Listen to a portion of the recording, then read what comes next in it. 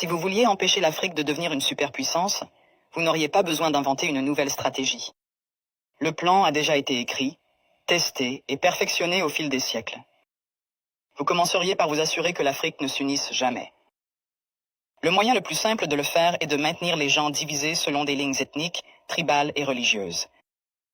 S'ils commencent à travailler ensemble, rappelez-leur les griefs passés. Ravivez les vieilles blessures, financez les mouvements séparatistes, maintenez les différends frontaliers non résolus. Assurez-vous qu'à chaque fois qu'ils font un pas en avant, ils en font deux en arrière parce qu'ils sont trop occupés à se battre entre eux. Vous installeriez des dirigeants qui servent des intérêts étrangers, pas leur peuple. Trouvez les plus corrompus, les plus facilement manipulables, ceux qui désirent la richesse et le statut plus que le progrès. Offrez-leur le pouvoir en échange de leur loyauté. Si un leader émerge qui se soucie réellement de l'Afrique, débarrassez-vous de lui. Assassinez-les si nécessaire. Mais si c'est trop compliqué, déstabilisez simplement leur gouvernement et soutenez un coup d'État. S'ils parlent de nationaliser les ressources, faites-en un exemple. S'ils essaient d'unir l'Afrique, éliminez-les avant que l'idée ne se propage. Vous maintenez l'Afrique économiquement faible en vous assurant qu'elle ne s'industrialise jamais. Laissez-les exporter des matières premières, mais ne les laissez jamais les transformer eux-mêmes. Contrôlez les mines, les champs pétrolifères, les minéraux rares. Gardez-les à vendre à bas prix et à acheter cher. Si un pays essaie de se libérer et de construire ses propres industries, sabotez-le. Imposez des sanctions, déstabilisez sa monnaie.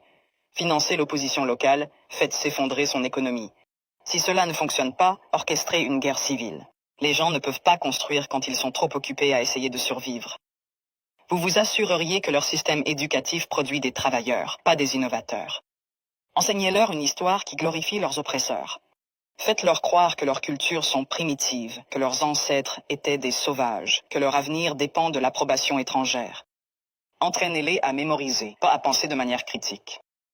Gardez leurs meilleurs et plus brillants à la recherche d'opportunités à l'étranger. Faites-leur rêver de quitter l'Afrique plutôt que de la réparer. Offrez des bourses qui emmènent leurs esprits les plus brillants vers l'Occident et ne les encouragez jamais à revenir. Laissez le continent continuer à former des médecins et des ingénieurs seulement pour qu'ils aillent enrichir d'autres nations. Vous contrôleriez leurs récits. Possédez leurs médias, contrôlez leurs histoires, dictez leur image au monde. Faites-leur croire qu'ils sont corrompus, sans espoir, éternellement en crise. Inondez leurs écrans de pornographie de la pauvreté et de zones de guerre. Montrez-leur des publicités caritatives qui leur font croire qu'ils sont impuissants, sans l'aide étrangère. Minimisez leur réussite. Transformez leur victoire en incidents isolés. Si un pays africain développe une innovation révolutionnaire, attribuez le mérite à un investisseur étranger. Si un dirigeant africain met en œuvre une politique réussie, présentez-la comme une anomalie plutôt qu'une preuve de compétence. Vous vous assureriez qu'ils restent dépendants, les noyer dans la dette. Offrir des prêts avec des conditions impossibles. Les forcer à tout privatiser pour que des entreprises étrangères possèdent leur eau, leur électricité, leurs terres. Lorsqu'ils luttent, leur donner juste assez d'aide pour les maintenir en vie, mais jamais assez pour les rendre autonomes. Utiliser des œuvres de charité pour créer une culture de dépendance plutôt que de résilience. Les faire penser que l'intervention étrangère est nécessaire, qu'ils ne peuvent pas résoudre leurs propres problèmes, qu'ils ont toujours besoin d'aide de l'extérieur.